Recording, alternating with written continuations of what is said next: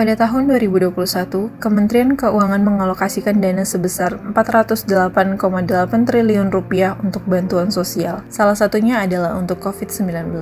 Naasnya, dana tersebut dikorupsi oleh Menteri Sosial Juliari Peter Batubara. Juliari menunjuk Matius Djoko Santoso dan Adi Wahyodo sebagai pejabat pembuat komitmen dalam pelaksanaan proyek tersebut. Kedua oknum tersebut mematok fee sebesar Rp10.000 untuk setiap paket sembako dengan harga satu paketnya yaitu Rp300.000. Selain itu, terdapat afiliasi terhadap supplier, di mana Ardian dan Hari Sidabuke menyuap Menteri Sosial dan bekerja sama dengan PT PRI yang diduga dimiliki oleh Matius. KPK menaksir bahwa Juliari meraup keuntungan sebesar 17 miliar rupiah dan digunakan untuk keperluan pribadi dan golongan. Pada kasus penyaluran dana bantuan sosial, beberapa oknum menunjukkan sikap tidak berorientasi pada pelayanan. Bantuan sosial yang menjadi hak sepenuhnya masyarakat justru diambil untuk kepentingan pribadi. Seharusnya pemerintah sebagai pelayan masyarakat mengutamakan kepentingan masyarakat dibandingkan kepentingan dan keuntungan pribadi. Akibat dari hal tersebut, banyak masyarakat yang tidak menerima bantuan, sasaran bansos yang tidak tepat, hingga kualitas dari bansos yang tidak layak. Kebijakan pemerintah terkait dana bantuan sosial COVID-19 justru disalahgunakan dalam bentuk tidak adanya keterbukaan pada distribusi bantuan ke masyarakat, baik dari tingkat pusat hingga daerah. Juga adanya pengurangan penerima bantuan, bahkan ada warga yang tidak menerima bantuan sama sekali. Selain itu, bantuan yang diberikan sangat tidak sesuai dan jauh dari kata layak jika dibandingkan dengan nominal yang telah ditetapkan oleh pemerintah. Kurangnya koordinasi, buruknya regulasi penyaluran bantuan sosial, dan kurangnya pengawasan dari pemerintah merupakan akar dari timbulnya praktek korupsi dana bantuan sosial COVID-19.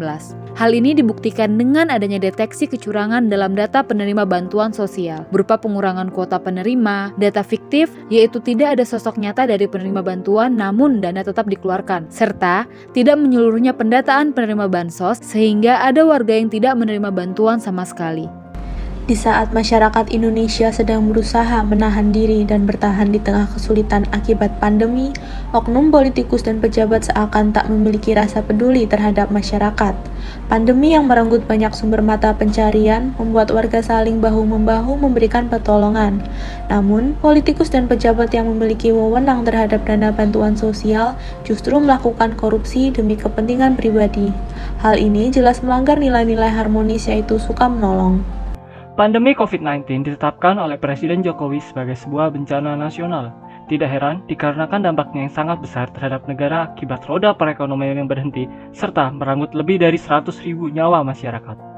Namun oknum yang terlibat dalam kasus korupsi ini masih saja memanfaatkan kondisi seperti itu untuk kepentingan diri sendiri dan golongan, berusaha untuk menambah harta kekayaan pribadi, bukannya mementingkan kepentingan bangsa negara di saat darurat seperti ini.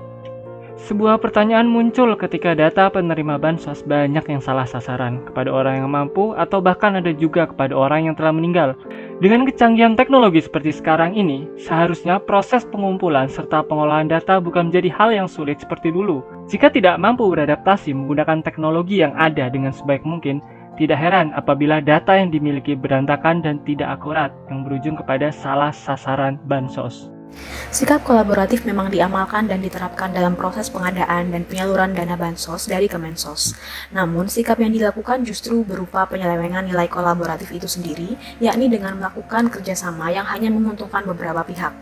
Mantan Mensos menunjuk 2 orang pejabat pembuat keputusan yang kemudian melakukan kerjasama bersama supplier dengan menerima suap.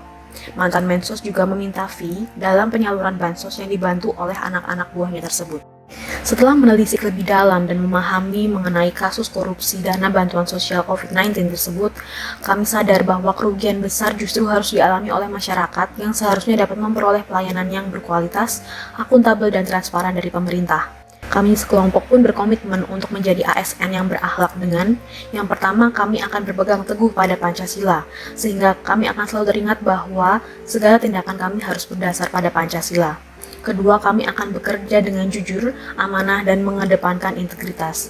Lalu, kami juga akan senantiasa berorientasi pada pelayanan, sehingga kesejahteraan bangsa dan negara dapat terwujud. Itulah ulasan dan analisis kami terkait kasus pelanggaran nilai berakhlak oleh ASN. Semoga kita senantiasa dapat mengamalkan nilai berakhlak dan menjadi ASN yang bangga melayani bangsa.